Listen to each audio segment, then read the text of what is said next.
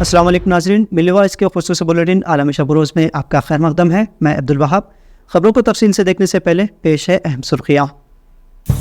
मणिपुर शर्मनाक वाक़े के 4 मुलज़िमीन को 11 दिनों की अदालती तहवील, मज़ीद एक गिरफ्तार। 2024 में तुलू होगा नया भारत, कांग्रेस सदर ने मुसलमानों की ताईद को बताया लाजमी।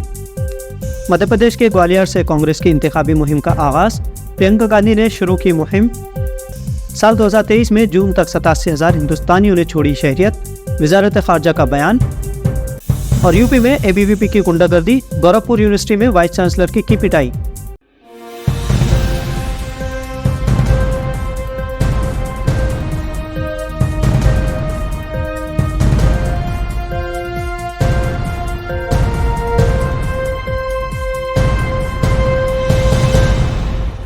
मणिपुर के शर्मनाक वाक़े में मुलविस 4 मुलज़िमीन को 11 दिनों की अदालती तहवील में भेज दिया गया है।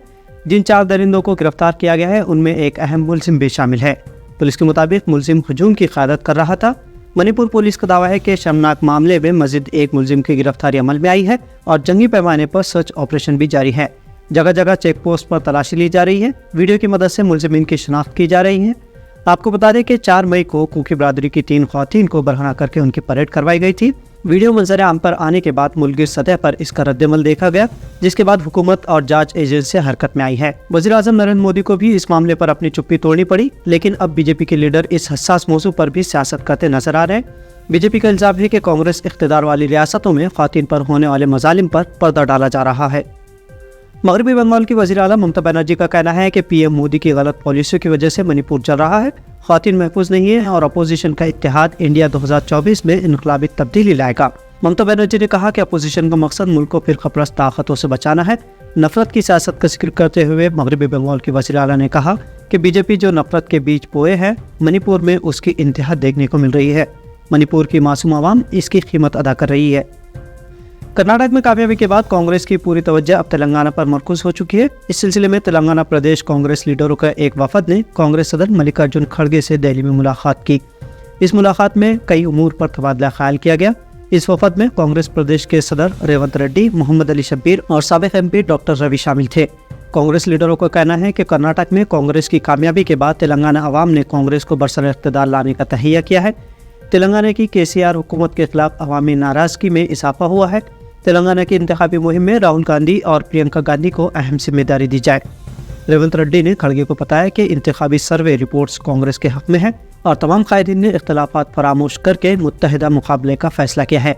रेड्डी का कहना है कि मल्लिकार्जुन खड़गे ने तेलंगाना में पार्टी कायदीन के इत्तेहाद पर मसरत जाहिर की और कहा है कि कर्नाटक की तरह तेलंगाना में कामयाबी का हुसूल सिर्फ इत्तेहाद से मुमकिन है। मुलाकात में मोहम्मद अली शब्बीर ने मुस्लिम डिक्लेरेशन में शामिल किए जाने वाले उमूर से सदर कांग्रेस को वाकिफ करवाया। मल्लिकार्जुन खड़गे ने कहा कि अक़लियतों की तायीद के हुसूल पर खुसूसी तवज्जो मरकूज़ की जाएगी। कर्नाटक की तरह अगर तेलंगाना में मुसलमान मुत्तहिदा तौर पर कांग्रेस की तायद करें तो इक़्तिदार का हुसूल मुमकिन है। उत्तर प्रदेश में एबीवीपी की गुंडागर्दी में आए दिन इजाफा होता जा रहा है। ताज़ा वाक़े में एबीवीपी के गुंडों ने गोरखपुर की दीनदयाल उपाध्याय यूनिवर्सिटी में वाइस चांसलर और प्रॉक्टर की पिटाई की। बताया जाता है कि एबीवीपी के कारकुन कई दिनों से धरना दे रहे थे। जुमा के रोज़ कारकुनों ने रजिस्ट्रार को बुरी तरह ज़दोकोब किया। इसी तरह vice chancellor professor Rajesh Singh के चैम्बर में भी तोड़फोड़ की। अखिल भारतीय विद्यार्थी परिषद के गुंडों ने इस पर बस नहीं किया, बल्कि बीच बचाव करने वाले पुलिस ओहदेदारों को भी ज़दोकोब किया। बाद में पुलिस ओहदेदारों ने एबीवीपी कारकुनों पर लाठीचार्ज किया। हंगामा में वाइस चांसलर, रजिस्ट्रार, 3-4 एबीवीपी कारकुनान और कुछ पुलिस एहलकार जख्मी हुए हैं। सभी को अस्पताल भेज दिया गया है। इस मामले में एबीवीपी के 10 गुंडों को हिरासत में लिया गया है। जम्मू कश्मीर के अलायदगी पसंद लीडर और JKLF चीफ यासिन मलिक इन दिनों तिहाड़ जेल में कैद हैं। उन्हें उम्र कैद का सामना है। सुप्रीम कोर्ट में आज उन्हें एक मामले में तलब किया गया था।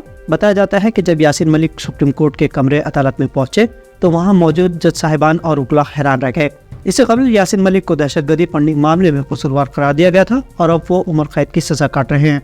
सॉलिसिटर जनरल तुषार मेहता ने जस्टिस सूर्यकांत और जस्टिस दीपांकर दत्ता की बेंच को बताया कि नहायत जोखिम वाले मुजरिमीन को कमरे अदालत में अपना केस खुद लड़ने के लिए दाखिले की इजाज़त का एक तरीक़ेकार होता है, जिसकी तामील नहीं की गई।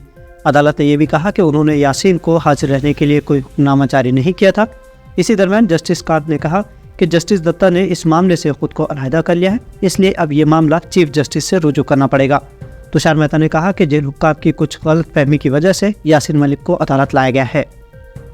خارجی امور کے وزیر ایس جے شنکر نے لوک سبھا میں بتایا کہ اس سال جون تک 87,025 کے قریب ہندوستانیوں نے اپنی شہریت سے دستبرداری اختیار کر لی ہے۔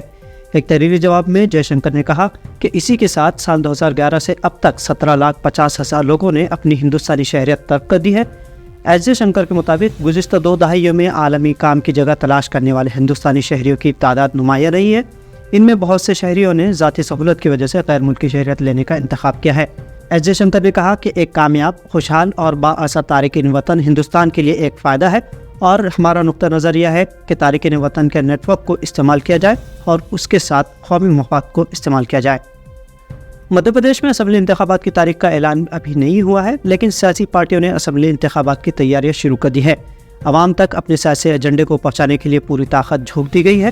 All India Congress general secretary Priyanka Gandhi نے مرکزی وزیر جیوترادتیہ سندھیا کے گڑھ گوالیر سے نہ صرف کانگریس کے انتخابی مہم کا آغاز کیا، بلکہ اپنے خطاب میں سندھیا کے آستھا بدلنے کو بھی تنقید کا نشانہ بنایا۔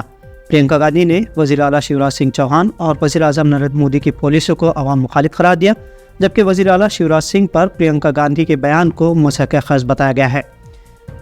سانگلی شہر کی فردوس کھاٹک نے مسابقتی امتحانات میں انتھک جدوجہد سے ریاست کے انکم ٹیکس ڈپارٹمنٹ میں اسسٹنٹ انکم ٹیکس آفیسر عہدہ حاصل کیا ہے۔ بتایا جاتا ہے کہ فردوس کے بچپن میں ہی ان کے والد کا انتقال ہو گیا تھا۔ والدین نے مچھلیاں فروخت کر کے بچوں کی پرورش کی۔ گھریلو حالات انتہائی خستہ ہونے کے باوجود فردوس نے ہمت نہیں ہاری اور اپنی محنت اور لگن سے مسابقتی امتحان کامیاب کیا ہے۔ قابل ذکر بات یہ ہے کہ فردوس نے پہلی مرتبہ امتحان دیا تھا اور اس میں وہ کامیابی ہوئی۔ اس کامیابی میں اسے بھائی اور والدہ کی بھرپور حمایت حاصل رہی۔ فردوس کا کہنا ہے کہ اگر آپ لگن اور جستجو سے کام نہیں کرتے تو دنیا کا کوئی بھی کام ممکن نہیں۔ ناظرین، اب کچھ عالمی شب و روز کی جھلکیاں۔ عراق کی حکومت نے سویڈن کے دارالحکومت اسٹاک ہوم میں دوبارہ قرآن کی بے حرمتی پر بغداد میں سویڈن کے سفیر کو ملک بدر کرنے کا حکم دیا ہے۔ عراق نے سویڈن میں اپنے سفیر کو واپس بلاتے ہوئے اپنی سرزمین میں سویڈش کمپنیوں کے کاروبار معطل کر دیے ہیں۔ جمعرات کو عراق میں مشتعل مظاہرین سویڈن کے سفارت خانے میں بھی داخل ہوئے اور انہوں نے سفارت خانے کے کمپاؤنڈ کو نظر آتش کر دیا تھا۔ سویڈن کے وزیر خارجہ نے ان مظاہروں کو ناقابل قبول قرار دیا ہے۔ یہ سفارتی تنازع اس وقت کشیدگی اختیار کر گیا جب عراق کی ایک مسیحی تارک وطن شخص کو سویڈن کی پولیس نے اسٹاک ہوم میں دوبارہ قرآن نظر آتش کرنے کے لیے مظاہرے کی اجازت دی۔ سعودی عرب نے سویڈش حکام کے غیر ذمہ دارانہ اقدامات اور بعض شرپسندوں کے قرآن کریم کے نسخوں کو نظر آتش اور بے حرمتی کرنے کی بار بار اجازت دینے کے سخت الفاظ میں مذمت کی ہے۔ سعودی وزارت خارجہ کی جانب سے جمعرات کو جاری بیان میں ایک مرتبہ پھر سویڈن کے سفیر کو طلب کرنے کا اعلان کیا گیا ہے۔ سعودی وزارت خارجہ نے بیان میں مزید کہا کہ وہ سویڈن کے سفیر کی طلبی کے دوران مملکت کی جانب سے احتجاجی پیغام ان کے حوالے کرے گا، جس میں سویڈش حکام کو مذہبی تعلیمات، بین الاقوامی قوانین اور اصولوں کی خلاف ورزی اور ذلت آمیز کارروائیوں کو روکنے کے لیے تمام فوری اور ضروری اقدامات کی ہدایت کی جائے گی۔ بیان میں سویڈن کی حکومت سے مطالبہ کیا گیا ہے کہ وہ ایسے تمام اقدامات کو روکے جو بین الاقوامی کوششوں سے متصادم ہو۔ برطانیہ میں مسلمانوں کے خلاف نفرت انگیز واقعات میں پچھلے ایک دہائی میں 2 گنا سے بھی زیادہ کا اضافہ ہوا ہے۔ یہ انکشاف مسلم مخالف جذبات اور واقعات کی نگرانی کرنے والے گروپ کی تحقیق میں ہوا ہے۔ ریسرچ میں بتایا گیا ہے کہ سال 2020 میں مسلمانوں کے پڑوسیوں کے ساتھ تنازعات میں اضافہ ہوا ہے۔ نفرت انگیز واقعات کے 1/4 سے زائد واقعات شاہراہوں پر پیش آئے۔ ریسرچ میں مزید کہا گیا ہے کہ بڑھتے واقعات کا تعلق داعش کی سرگرمیوں، دہشت گردی اور بریگزٹ ریفرینڈم کا نتیجہ ہو سکتا ہے۔ تو ناظرین، یہ تھی ملی وائس کی بھارت اور دنیا سے مختصر لیکن منفرد اور اہم ترین خبروں کو شیئر کرتے ہوئے ملی وائس چینل کو سبسکرائب کرنا نہ بھولیں۔ اب عبدالوہاب اور ملی وائس ٹیم کو دیجیے اجازت۔ اللہ حافظ۔